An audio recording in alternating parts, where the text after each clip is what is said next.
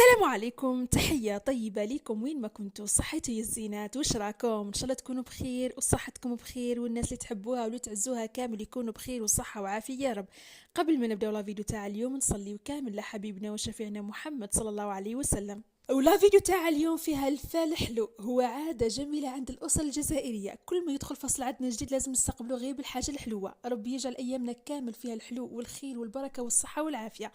وكما راكم تلاحظوا وصفتنا لنهار اليوم راح تكون وصفة البغرير أو الغرايف، لكن هذه المرة مش بالطريقة التقليدية، راح تكون بالطريقة السهلة والسريعة غير بوقفة وخلطة واحدة وانتي حضرتي أحلى بغرير. والأهم من ذلك راح يكون بمقادير جد جد مضبوطة، وراح تتحصلوا في النهاية على واحد البغرير يجيكم خفيف ريشة ومثقب الله الله. وانتي يا زينة غير ما تروحيش بعيد وخلي عينك على الوصفة، أنا متأكدة مليار في المئة إذا جربت الوصفة هذه راح تكون ناجحة مليار في المئة من أول تجربة. لكن تجر قبل ما نشوفوا مقادير الوصفة وطريقة تحضيرها لازم نرحبوا بالمشتركات والزينات اللي دخلوا نجر. نقول لكم مرحبا بكم في الكوزينة، راهي كوزينتكم، وتعليقاتكم الجميلة نقول لكم شكرا وآلف شكر. وبدون يطلع على الزينات نتاعي نروحوا لطريقة تحضير وصفتنا ليا بغرير اكسبريس. ما كانش اسهل منه اللي نحتاجه في الوصفة هذه. زوج كيلات من السميد، لازم الكيلة تكون هنا ممسوحة، وهنا تكون نوعية السميد عندكم حرية الاختيار، يا اما السميد يكون متوسط او يكون السميد ناعم.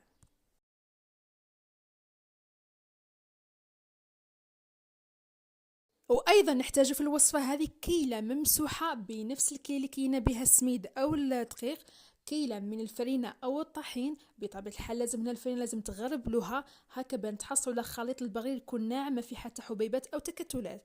ايضا نحتاج ملعقه بومبي من الخميره تاع الخبز مع ملعقه صغيره من السكر. نخلط النواشف بهذه الطريقه كامل، لازم الفرينه تتخلط مليح مع السميد والخميره والسكر.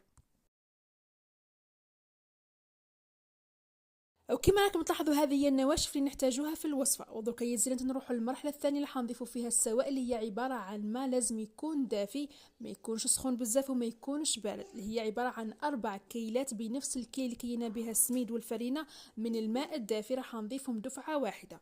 ايضا راح نضيف ملعقه كبيره من الخل كمحسن طبيعي وملعقه من الماء الزهر. هذه اضافه بزاف متميزه راح تخلي البغي تاعكم يجي فيه بواحد الريحه بزاف منعشه، في نفس الوقت راح نتخلصوا من رائحة الخميرة. مع ملعقة صغيرة من الملح نخلط المكونات كامل بهذه الطريقة، لازم هذاك السميد والفرينة يذوبوا مليح في خليط تاع الماء. وهنا بعد ما تاكدنا بلي الخليط النواشف ذاب مليح في خليط تاع الماء هكا ما بقاش في هذيك الحبيبات او التكتلات، نروح للمرحله النهائيه اللي حنجيبوا فيها البرا ميكسور. اذا مش متوفر عندكم البرا تقدروا ديروه في الروبو او في الاشوار. نخلط مليح بهذه الطريقه يعني مده 10 دقائق بالطريقه اللي كم تلاحظوا فيها في لا فيديو. يعني نحاول هذاك البرا نطلعه ونهبطه بهدف اني ندخل كميه كبيره من الهواء، وفي نفس الوقت راح نتحصل على كميه كبيره من الفقاعات. وهنا بعد ما خلطنا الخلطة الأولى راح نحبس البرا وراح نضيف كيس خميرة كيميائية لوزن 10 غرام. بعدها راح نكمل بالبرا لمدة 5 دقائق حتى نشوف هذيك الخميرة ذابت مليح في خليط السوائل، وبشرط نخلطه في جميع الاتجاهات، ما نبقاوش في اتجاه واحد وفي فتره وجيزه معينه فقط، يعني ما نكثرش الخلط بهدف انه ذاك السميد نتاعنا ما يخرجش العلك نتاعو.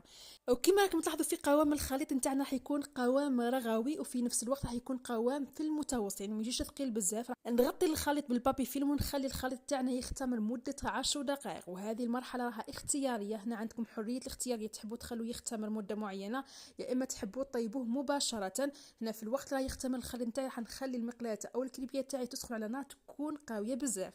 هنا السر من اسرار نجاح البغير باش يطيب لكم الله الله ويجيكم مفشفش ومشهد الله الله، لازم تطيبوه على نار تكون قويه. وهنا كما راكم تلاحظوا نرجعوا للخليط البغير نتاعنا بعد ما خليناه يرتاح مده 10 دقائق. كما راكم تلاحظوا حنخلطوا بهذه الطريقه، يعني لازم تخلطوه مليح هكا تاكدوا من قوام تاع الخليط نتاعكم. وفي نفس الوقت تكونوا حطيتوا الطاجين تاعكم او المقلاة الخاصه بالبغرير او الكراب، مهم تكون مقلاة ما تلصقش، في حال اذا المقلاة تاعكم تلصق تدهنوها اما بالمارغرين او شويه زيت، نحطوها على نار تكون قويه بزاف، وهذا هو السر اللي يخلي البغرير تاعكم يجي مشهد الله الله. بعدها راح نحط كميه معتبره في الغراف، هنا الكميه تاع الخليط تاع البغي يرجع لكم انتم، اذا حبيتوا البغي تاعكم يجي صغير او كبير يعني توجو ترجع لكم انتم. راح نفرغها مباشره في المقلاة، توجو نتاكد من حراره المقلاة غير بواسط اليد كما شفتوها في لا فيديو. وطريقه الطهي راكم تلاحظوا فيها، راح نكمل الكميه كامل بنفس الطريقه، والنتيجه راكم تلاحظوا فيها جا بغير مشهد الله الله. وبلا ما ننسى نعطيكم هذه الملاحظه صغيره بالنسبه للمبتدئات، توجور كي تجو طيبوا الاولى توجور نخلط بعدها راح نطيب مباشره هكا بالتناوب، باه الخليط تاعي ما يكونش مكدس وكامل، يكون بنفس القوام. نكمل كميه كامل بعد تشوفها في صحن التقديم.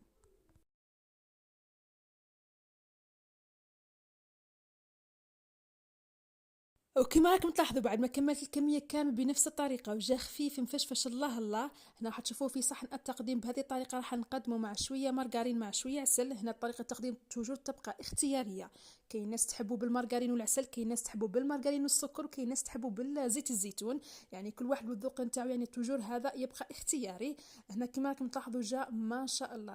وكما راكم تلاحظوا في نتيجة الوصفة نتاعنا، بغرير خفيف ريشة مثقب ومشهد الله الله، والأهم من ذلك ما فيهش ريحة الخميرة، منسم بريحة المزهر اللي ريحته تعبق في الكوزينة. الريحة هذه راح يشمها سابع جار.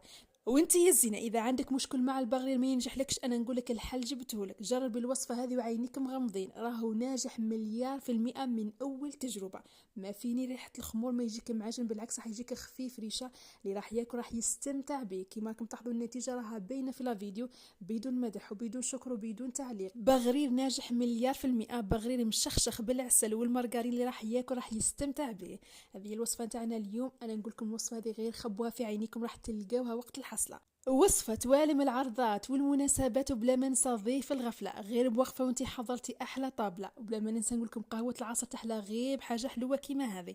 بالوصفة الزينة هذه وبطلتي الخفيفة، إن شاء الله يكون الفيديو عجبكم ونال إعجابكم واستحسانكم وديتوا فكرة ولو بالقليل. وإذا وصلتوا هنا كالعادة يلا فرحوني بذاك الجام والتعليق شباب كيما نتوما، وبارطاجيو لا فيديو هذا مع الحباب والعزاز اللي عندكم، هكا حتى بلمتنا وعائلتنا. وانتي يا زينة إذا ما كيش مابوني القناة واش راكي تستنى؟ يلا يلا فعلي ذاك الجرس وديري لي ذيك البصمة الباهية والتعليق شباب كيما نتيا، هكا راح يوصلك جتا فرح. يلا نتلاقاو في فيديو جديد ووصفة جديدة، في امان الله. سلام.